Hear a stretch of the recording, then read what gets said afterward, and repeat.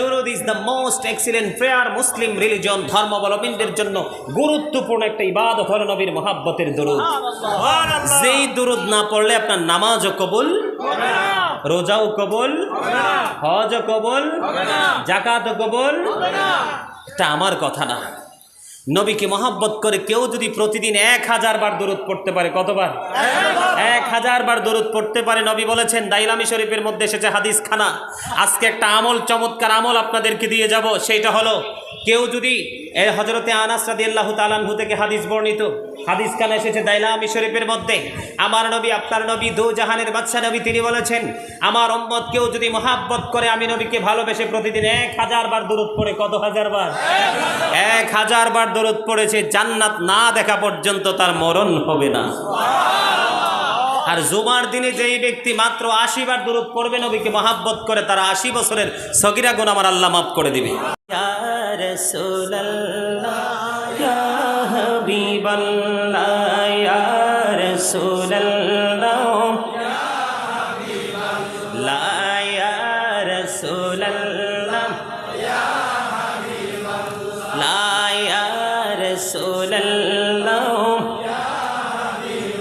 হাবিবাল্লাহ, ইয়া রাসূলুল্লাহ, আমার মতের নিদান কালে আসিও নবী গো আমার শিওরে, দেখিব আপনাকে নয়ন ভরে। ইয়া রাসূলুল্লাহ, ইয়া হাবিবাল্লাহ, ইয়া রাসূল, ভালো লাগে না? ইয়া হাবিবাল্লাহ, ইয়া রাসূলুল্লাহ, ইয়া হাবিবাল্লাহ, গোসল করাইয়া কাফন পরাইয়া যখন রাখিবে কবর শোয়াইয়া, লইও গো কোনে গোলাম বলিয়া। ইয়া রাসূলুল্লাহ, ইয়া হাবিবাল্লাহ, ইয়া রাসূলুল্লাহ, ইয়া হাবিবাল্লাহ, শুনেছি হাদিসে দেখিলে আপনাকে জীবনের গুনাহ ঝরিয়া পড়ে, দিও গো দেখা দয়া করে। ইয়া রাসূলুল্লাহ, ইয়া হাবিবাল্লাহ, ইয়া রাসূলুল্লাহ, ইয়া হাবিবাল্লাহ, আসসালাতু ওয়াসসালামু আলাইকা ইয়া রাসূলুল্লাহ। আলহামদুলিল্লাহ বলেন। Zika is the heart medicine. জিকির হলো হার্টের ঔষধ। জিকির কি? জিকির কি? আরো জোরে। হার্টের ঔষধ। যার হার্ট যত ভালো থাকবে, মানুষ তত সুস্থ থাকবে। আর জিকিরের আরেকটা মজাও আছে। আল্লাহ বলেছেন, ফাযকুরুনি আযকুরুকুম। আল্লাহ বলেছেন, remember me then I will remember you. তোমরা আমাকে স্মরণ করো, আমি তোমাদেরকে স্মরণ করব। বলেছে কে? আল্লাহ। আরো জোরে কে? আল্লাহ। তাহলে জিকিরের দরকার আছে না নাই? একদিকে জিকির করলে হার্ট কি থাকবে? ভালো থাকবে। আরেকদিকে আল্লাহ বলেছেন, তোমরা আমার জিকির, তার মানে জিকিরের বাংলা অর্থ হচ্ছে কি? স্মরণ করা। কি করা? আপনি আল্লাহকে যত বেশি মনে করবেন, আল্লাহ আপনাকে তার চেয়ে বেশি মনে করবে। তাইলে আমাদের এখানে আসা বসাতে লাভ না লস? আরো জোরে। এত বেশি লাভ যেটা আমরা কল্পনা করেও শেষ করতে পারবো না। সম্মানিত উপস্থিতি, আল্লাহর হাবিব আমাদেরকে শিখিয়ে দিয়েছেন, যখন আমরা দিন সম্পর্কে মানুষকে ইনস্ট্রাকশন দিব, তখন রাসূল বলেছেন, যতক্ষণ পর্যন্ত শ্রোতারা শুনতে চায়, মুসল্লিরা শুনতে চায়, ততক্ষণ পর্যন্ত শোনাবে। যদি মুসল্লিরা বিরক্ত বোধ হয়, 1 সেকেন্ড ওয়াজ করার কোনো বৈধতা নেই। তো আপনারা আলোচনা শোনার জন্য এসেছেন, আমার বিশ্বাস আপনারা মন দিয়ে আলোচনা শুনবেন। আলোচনা যদি বিরক্তবোধ মনে করেন, তাহলে আলোচনা 1 সেকেন্ডের মধ্যে আমি কি করে দিব? স্টপ করে দিব। কথা কি বুঝে আসছে? আপনারা কি একটু ধৈর্য ধরতে পারবেন আমার আলোচনা শোনার জন্য? ইনশাআল্লাহ। আলহামদুলিল্লাহ বলেন। আরো জোরে। সম্মানিত উপস্থিতি, মাশাআল্লাহ। মাশাআল্লাহ, আলহামদুলিল্লাহ, ইমানি জাজবা এসে গেছেন। আরো জোরে। এখানে আমি আরেকটা কথা আপনাদেরকে বলে আমার আলোচনা যেতে চাই। এখানে ইয়াজিদের পক্ষের কোনো লোক আসেননি। ইয়াজিদের নাম শুনছেন তো? শুনছেন? সে কি ভালো মানুষ ছিল না খারাপ মানুষ ছিল? কথা বলেন। খারাপের পক্ষে কে কে হাত তুলে দেখান তো একটু। মানে ইয়াজিদ খারাপ ছিল এইটার পক্ষে কে কে আছেন হাত তুলে দেখান। ওমা এত স্লো। আপনারা আমার কথা বুঝেন নাই মনে হয়, আবার বলি শোনেন। ইয়াজিদের নাম শুনছেন? ইয়াজিদ কি ভালো ছিল না খারাপ ছিল? ইয়াজিদ খারাপ ছিল, এটাকে সমর্থন কে কে করেন? পক্ষে কে কে আছেন দুই হাত তুলে দেখান। ইয়াজিদ খারাপ ছিল, এটার পক্ষে কে কে হাত তুলে দেখান দুই হাত। আল্লাহু আকবার, আল্লাহু আকবার। নারে রিসালাত কও না, তুমি ব্যবধান নেই। আমার ওয়াজ এখনো তারা বোঝে নাই। আপনারা আমার কথা বোঝেন নাই, আমি বুঝাই দিতেছি আপনাদেরকে। অনেকে টেনশনে পড়ে গেছে মুরব্বীরা যে হুজুর কি কইতাছে, হাত কি তুললে বিপদে পড়বো নাকি না তুলে বিপদে পড়বো।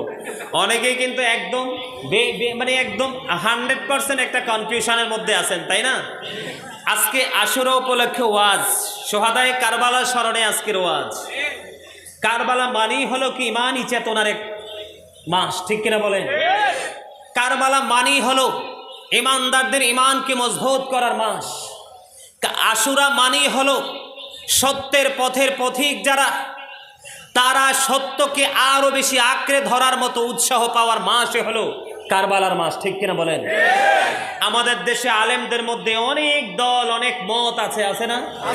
সাধারণ মানুষরা অনেক সময় অনেকে বলে থাকে যে হুজুররাই তো ঝগড়া করে, আমরা কোথায় যাব?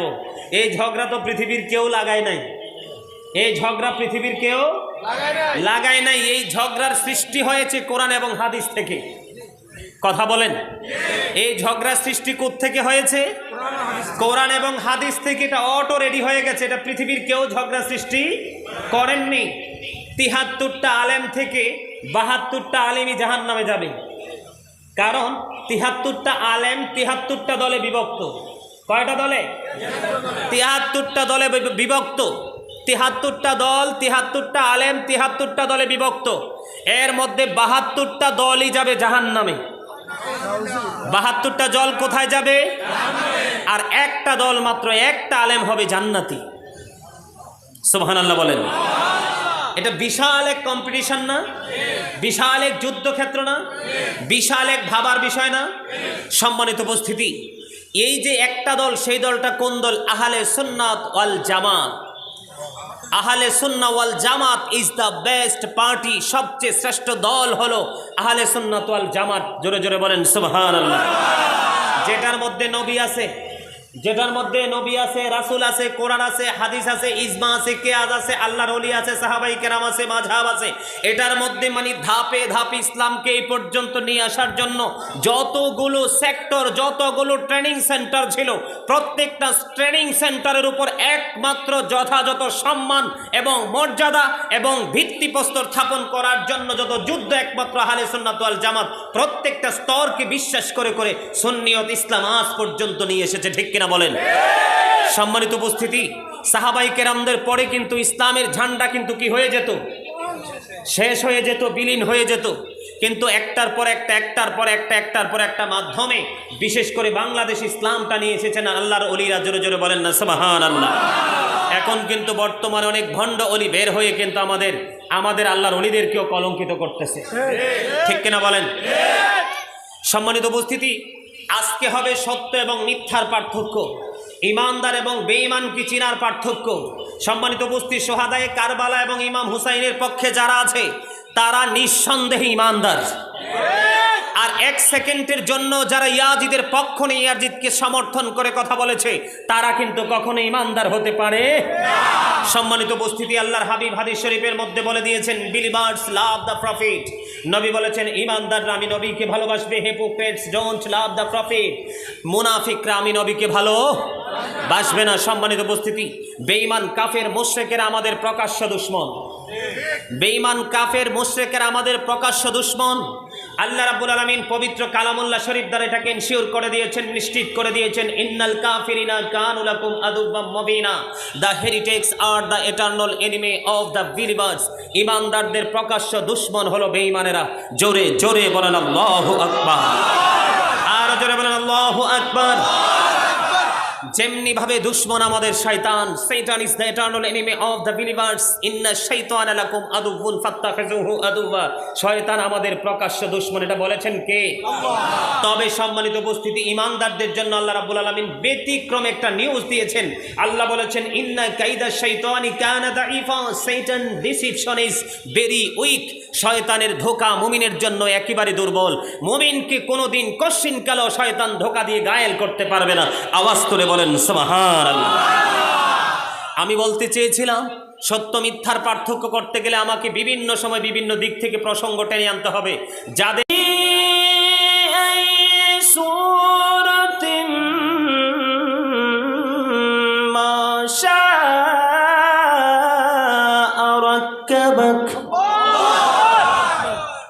আল্লাহু আকবার, তো যেরকম আশা করছিলাম সেই রকম হয় নাই। আল্লাহ রাব্বুল আলামিন বলেছেন, আল্লাহ ক্রিয়েটেড দ্য মাইন্ড, আল্লাহর মন মতো করে আমাদেরকে গঠন সৃষ্টি করেছেন। আর সূরা 3-এ গেলে আমরা দেখতে পাই আল্লাহ রাব্বুল আলামিন বলেছেন 18,000 মাখলুকাত, 80,000 আলম।